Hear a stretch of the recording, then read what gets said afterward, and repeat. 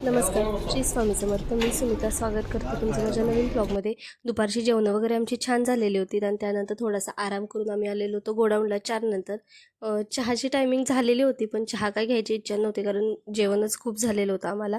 आणि मी इकडं ह्या गोडाऊनला साबणाच्या गोडाऊनला एकटीच होते कारण आमचा माल बिलकुल नव्हता. काहीच माल नव्हता आमच्याकडे शिल्लक आणि मी इथं ॲक्च्युली बोललेले होते, पण आजूबाजूला व्हॉईस जास्त असं खरखरत होतं कारण शांतता होती, नाही असं नाही कारण मी त्या गोडाऊनला एकटीच होते. पण तुम्हाला असं ओरिजिनल व्हॉईस जो असतो तो त्याच्यात जरा खरखर होते, त्यामुळे मग मी इथं परत व्हॉईस ओव्हर केलं.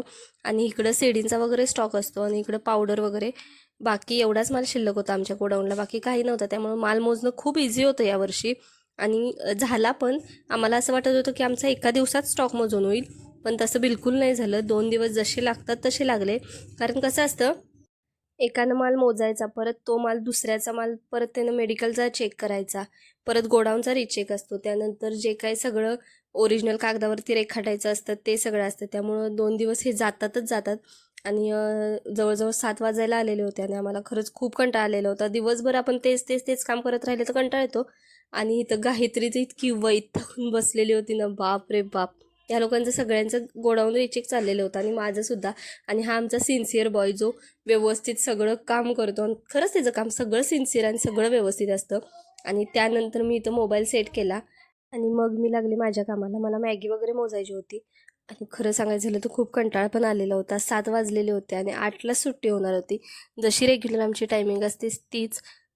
दुसऱ्या दिवशी लवकर सोडणार होते आम्हाला, नाही असं नाही, पण आदल्या दिवशी बहुतांश मला कवर करायचा होता आणि तोच आमचा प्रयत्न चाललेला होता. गौरवदादा माझं रिचेक करत होता.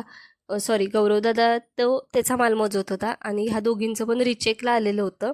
मे बी रिचेकला आलेलं की ती स्टॉक मोजत होती माहीत नाही. पण गायत्री खरंच खूप कंटाळलेली होती. ती क्वाथ वगैरे सगळे ते घेऊन बसलेली होती आणि वैताग येतो तेच तेच तेच तेच काम करण्यात. पण काय करायचं, करावं लागतं. काम आहे म्हटल्यावर करणं मस्ट आहे.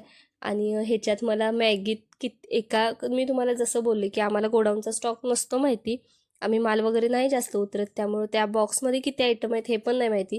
त्या बॉक्सवरती लिहिलेलं असते, पण ते बघण्यापेक्षा निवासदादाला विचारणं जास्त सोपं पडते. आणि मी त्याला तेच विचारत होते की हा मॅगीच्या बॉक्समध्ये किती युनिट असतात वगैरे. आणि तो मला सारखं म्हणत होता, मला माझं करू दे, मला लिहू दे, मला तू नको सांगत जाऊ सारखं सारखं असं तसं.